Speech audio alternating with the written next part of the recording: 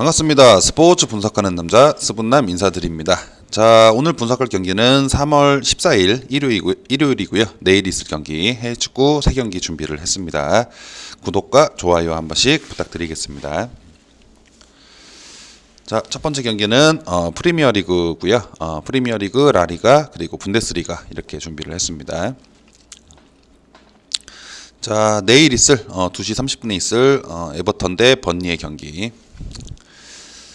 자, 일단 배당 확인하시고요. 승패도 한번 보시고요. 그래서 지난 상대 전적은 5승 1무 4패로 팽팽했던 두 팀의 대결이고 2.5 기준으로 봤을 때 6번의 다득점, 4번의 저득점이 나왔습니다. 그래서 에버턴의 공격수 칼버트 루인하고 히샬리송 선수의 그런 공격이 상당히 최근에 에버턴을 좀 먹여 살리고 있다라고 좀 볼 수가 있고, 최근 첼시에 2대 0으로 패배를 했는데 뭐 전력 차이가 나는 상황이고 또 첼시가 분위기가 좋기 때문에 패배를 했지만 최근의 경기들을 봤을 때는 수비, 뽀백도 상당히 안정적이다라고 생각이 좀 듭니다. 그리고 미드필더 로드리게스의 출전이 불투명한 상황이고 일단 봐야 될 것 같고, 미드필더 두쿠레 그리고 수비수 미나의 그런 결장은 좀 확정적이다. 그래서 좀 아쉬운 상황이다라고 볼 수가 있습니다. 순위가 6위죠. 나름 잘 하고 있는 상황이고, 번니는 7승 9무 12패인데 깜짝 승리가 아니면 좀 승수를 챙기기 힘든 그런 모습이고, 뭐 리버풀도 잡아낸 번리니까 그래서 그런 상황이고, 수비는 나름 그래도 괜찮다. 그래서 쓸데없는 파울을 좀 자제하는 편이다라고 볼 수가 있고, 이제 공격에서는 우드와 비드라 그리고 제이 로드리게스가 뭐 열심히 노력을 하고 있지만 득점력이 상당히 좀 저조합니다, 전체적으로. 그래서 폭발적인 득점은 기대하기 어렵다. 그래서 원정 성적을 봤을 때 3승 3무 7패인데 8득점을 했습니다. 실점은 좀 많은 편이었고, 그리고 공격수 반스 그리고 미드필더 코크 그리고 수비수 테일러가 결장인 상황에서 최근의 흐름을 봤을 때는 이런 것들을 고려하면 번리 입장에서는 뭐 큰 전력 누수는 아니다라고 볼 수가 있습니다. 뭐 충분히 대체할 만한 선수들이 있고, 그래서 이 경기 같은 경우에는 좀 고민을 좀 했는데 이 패턴을 딱 봤을 때 이 에버턴 승이 좀 들어올 확률이 좀 높다라고 배당을 봤을 때 좀 괜찮고, 그리고 최근에 그런 번니의 득점력이 좀 저조한 모습들 그리고 에버턴의 수비가 강한 모습들을 봤을 때는 조금 에버턴 승리가 좀 더 제일 괜찮아 보인다. 무승부가 안 나는 두 팀의 대결이죠. 좀 확 갈리는 모습인데 에버턴 쪽으로 보는 게 좀 좋겠다라고 생각이 좀 듭니다. 그래서 에버턴 승으로 한번 보도록 하겠습니다. 자, 다음은 라리가. 그래서 수비의 강점을 보이는 두 팀의 대결. 그래서 헤타페와 AT 마드리드의 대결인데, 자, 헤타페의 홈 성적 보시고요. AT의 원정 성적도 보시고요. 뭔가 공통점이 있죠. 구실점이라는 게 공통점이고. 그래서 지난 상대 전적 0승 1무 9패로 이거 레알 마드리드라고 했네요. AT 마드리드입니다. 죄송합니다. 그래서 AT 마드리드가 앞서는 가운데에 10번의 대결 동안 모두 2.5 기준 저득점이 나왔습니다.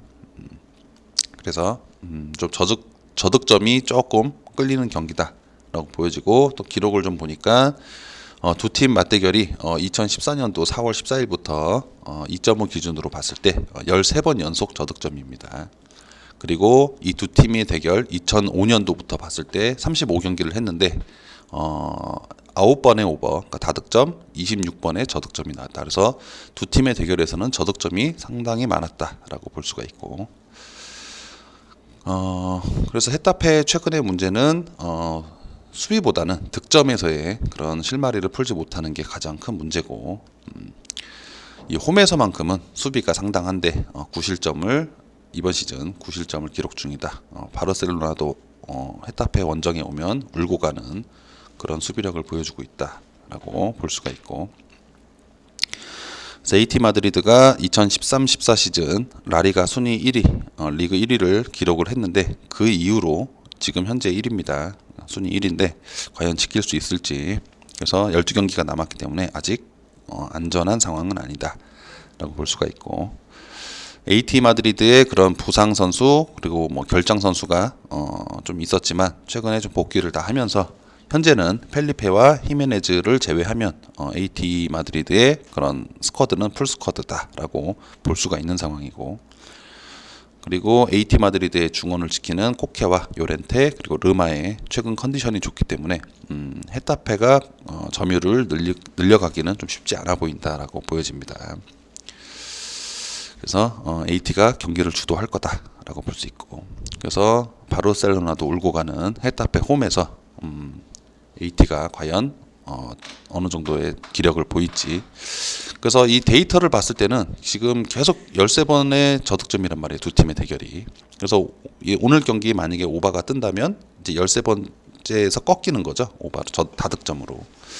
그래서 언어바는 일단은 기본적으로는 이 데이터상 봤을 때 헤타페 홈이기 때문에 2.5 기준 언더를 보는 게 좋을 것 같고, 승패를 봤을 때는 AT 승을 보는 게 좋을 것 같다. 근데 그 하나만 선택을 하라 그러면 저는 AT 마드리드 승을 보는 게 좋을 것 같습니다. 이 배당이 좀 이쪽으로 들어오는 배당인 것 같고, 패턴이 전체적으로 AT 승이 좀 괜찮다. 뭐 제 기준에서 데이터를 봤을 때 말씀드리는 겁니다. 그래서 AT 승 혹은 AT 승이 좀 꺼림직하다 그러면은 데이터상으로 그냥 저득점 가는 게 일단은 좋겠죠. 그래서 AT 승만 한번 저는 일단 보도록 하겠습니다.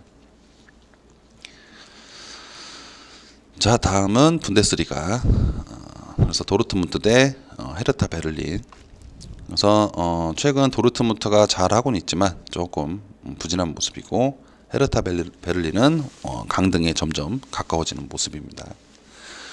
그래서 지난 상대 전적 5승 4무 1패로 역시 도르트문트가 앞섰지만 무승부가 많죠. 그래서 5번의 다득점, 5번의 저득점이 나왔다라고 볼 수 있고, 그래서 도르트문트의 메인 공격수 홀란드를 중심으로 산초, 레이나, 로이스가 잘 서포트 해주면서 공격에 가담을 했고, 화끈한 공격력은 여전하지만 최근에 레이나와 산초의 그런 부상으로 인해서 결장이 예정되어 있기 때문에 좀 아쉬운 부분이다라고 볼 수 있고, 도르트문트가 최근 좀 부진한 이유는 수비에서의 그런 문제인데, 슈팅 허용이 많다 보니까 실점이 많아지고, 작년 도르트문트가 실점이 리그 끝날 때 42실점이었는데 지금 10경기가 남은 상황에서 35실점입니다. 그래서 실점이 작년에 비해서 상당히 많다.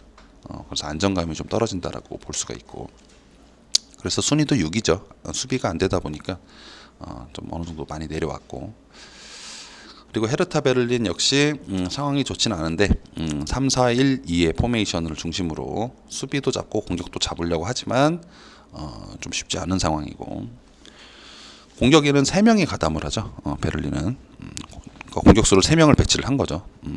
그래서 이번 시즌 수비에서의 불안감이 계속 있는데 현재 분데스리가 18개 팀 중에 16위입니다. 뒤에서 3위를 보이면서 좀 안정감이 떨어지는 상황이고, 그리고 말씀드렸다시피 10경기까지 10경기 남았죠. 리그 마감까지. 어차피 샬케는 거의 뭐 강등이 확정이고 나머지 한 명이 누구냐를 가려야 되는데 쉽지 않은 상황입니다. 그래서 이변을 어쨌든 한두 번은 계속 만들어야 되는 베를린이다라고 볼 수 있고, 그래서 최근 도르트문트의 뭐 득점력은 그 의심의 여지가 없는 상황이고, 그리고 실점도 많은 모습이기 때문에 또 베를린 역시 강등을 벗어나고자 이런 이변을 만들어야 되고 득점이 필요한 상황이죠. 그리고 베를린 역시 실점이 많다 보니까 도르트문트에 어느 정도는 점수를 허용할 것이고, 그래서 2.5 기준이면 다득점으로 가는 게 좀 안정적이겠다라고 볼 수 있고, 승패는 최근에 도르트문트의 안정감이 좀 떨어지기 때문에 패스를 하는 게, 배당도 좀 낮고 패스를 하는 게 좋을 것 같습니다. 그래서 2.5 기준 다득점만 한번 보도록 하겠습니다. 소통방에 오셔서요, 매일매일 스포츠 조합픽 그리고 스포츠 정보, 최신 정보 받아보시고요. 영상 아래 고정 댓글 확인해 주시기 바랍니다. 구독과 좋아요 한 번씩 부탁드리겠습니다. 감사합니다.